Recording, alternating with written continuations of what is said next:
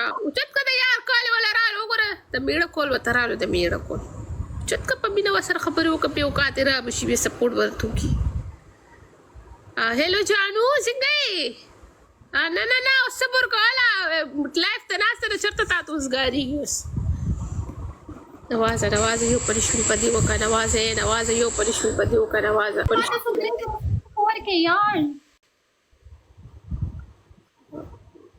ولې چې الله جوړه کړه قادره دې کې زما ستا څه کار دی سکور مرګرو نوازه سکور ورکړه نوازه ګیم مې راغلی لکه پلی راته وکړه دا نه دی نیټ خراب شو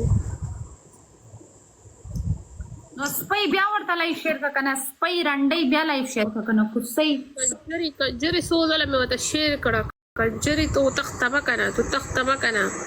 دومره مشکل سره ماله یو ګفټر رالو تخپو ته پروزه بې اوقات الاخو